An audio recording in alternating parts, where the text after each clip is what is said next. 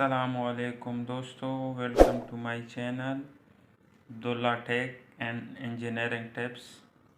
दोस्तों, एक बार फिर मैं नई वीडियो के साथ आपकी खिदमत में हाजिर हूँ। दोस्तों, पिछली वीडियो मैंने आपके लिए तैयार की थी, जो कि थी एक स्लैब में कंक्रीट और sand, cement, aggregates, coarse aggregate, fine aggregate, इसको कैसे फाइंड आउट करना है उसको, वो वीडियो तो मैंने इससे पहले अपलोड की थी। अभी दोस्तों एक स्लैब है हमारे पास जिसकी लेंथ है 6 मीटर और इसकी विड्थ है 4 मीटर। तो उसका BBS फ्रॉम स्लैब यानी BBS से बनता है बार बेंडिंग शेड्यूल, यानी स्लैब के लिए जो हम स्टील यूज़ करते हैं, जिसमें स्टील यूज़ होता है, उसको कैसे फाइंड आउट करना है। तो ये हमारे पास दोस्तों है डिस्ट्रीब्यूशन बार, जो कि लंबाई के रो डाली जाती है, और ये हमारे पास मेन बार है जो कि चौड़ाई के रो हम डालते हैं।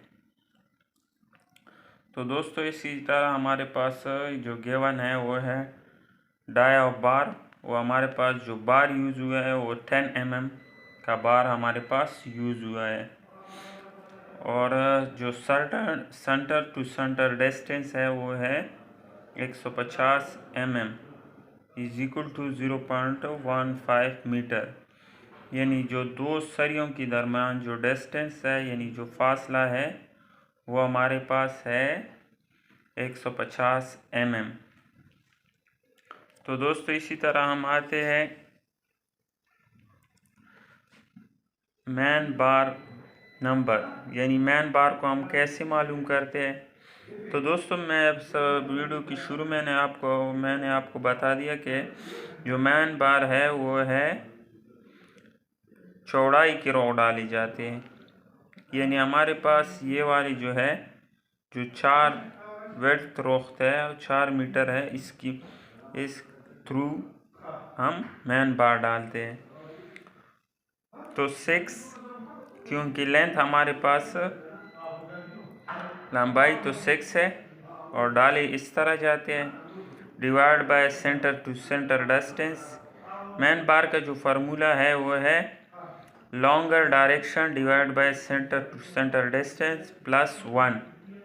तो हमारे पास शॉर्टर लॉन्गर डायरेक्शन जो है वो है 6 मीटर और सेंटर टू सेंटर डिस्टेंस है हमारे पास 0.15 मीटर प्लस 1 हम इसलिए यूज़ करते हैं कि हमारे पास दोस्तों पहले हम शुरू करते हैं दीवार से, दीवार के साथ हम नज़दीक सरिया नहीं डालते, तो इस वजह से हम +1 करते हैं, जो आखिर में इसको काउंट किया जाता है।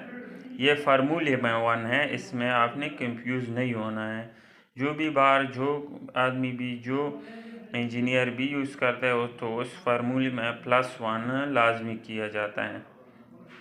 तो ये हमारे पास कैलकुलेशन करके हमारे पास 41 नंबर्स मैन बार आ गए। यानी इस तरह हम ये 4 वाले साइड के रुख पर हम 41 बार डालेंगे।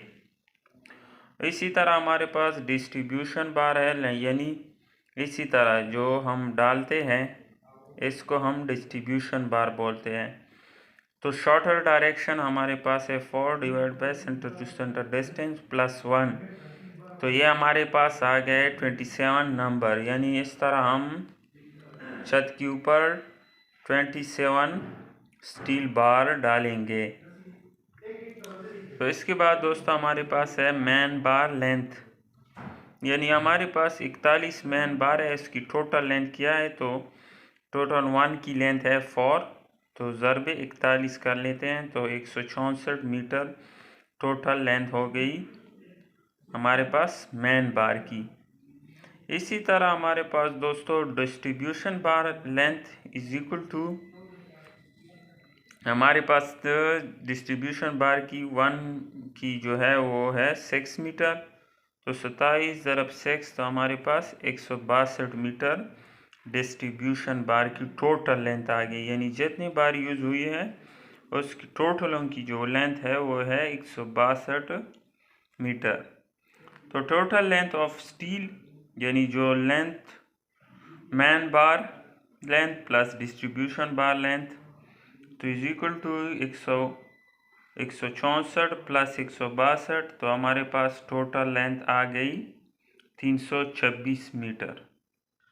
तो दोस्तों उधर तो हमने टोटल जो लेंथ है वो तो फाइंड आउट की है, लेकिन अभी यूनिट वेट ऑफ स्टील यानी यूनिट वेट हम फाइंड आउट कर लेंगे, तो फिर इसकी उसके साथ ज़रब कर लेंगे, तो इस तरह हमारे पास उस सरिया की टोटल वेट आ जाएगी।